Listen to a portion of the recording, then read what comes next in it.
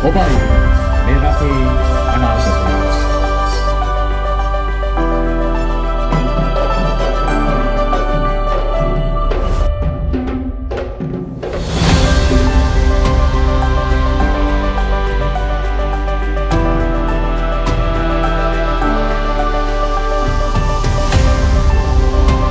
හිතේ ගොනු වෙච්ච නිසා අපේ ආණ්ඩුකාරතුමත් එක්කත් මම නිතර කතා බහ කරන නිසා එතුමාටත් මගේ අදහස ප්‍රකාශ කළා. ඒ වගේම අපගේ ඥාතිවර ඌව පළාත් සභාවේ අමාත්‍යාංශයක ලේකම්තුමියක් වශයෙන් කටයුතු කරන අපේ නිමේසා මනසිංහ ලේකම්තුමියටත් නිතර කතා කරලා අපේ කන්ද කැටිය ලේකම් ප්‍රදේශයේ දිසාපතිතුමාටත් මම නිතර කතා බහ කළා. විශේෂයෙන්ම මේ කටයුතු ටික මම සංවිධානය කරගෙන ඒ රටවල් වල මම කටයුතු වල යෙදෙනකොට සම්බන්ධ වෙච්ච සියලුම හිතවත් දායක පිරිසක් සම්බන්ධ කරගෙන මේ විදිහේ සත්කාරයක් කරන්නට ඕනේ කියන එක තමයි මගේ අරමුණ. තමයි මගේ ඊටාම ප්‍රමුඛ කාරණය.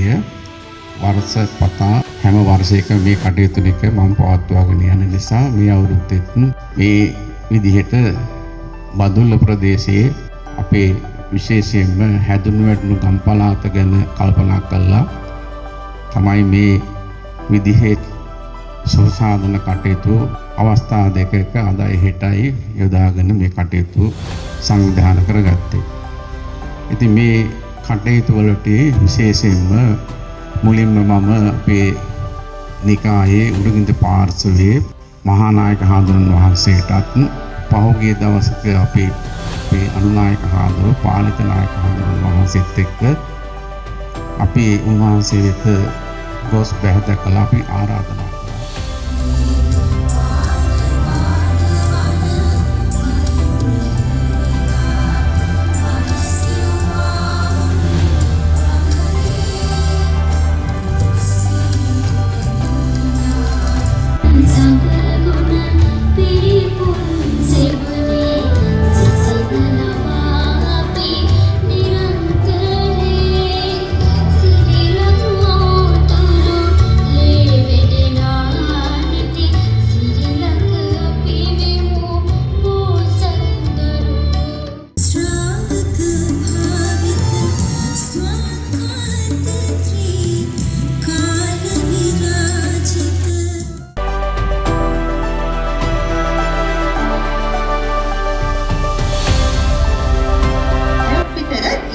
ප්‍රතිකාර ගන්න අවශ්‍ය වෙන තරමේ මානසික ගැටලුවකින් පීඩා විඳිනවා.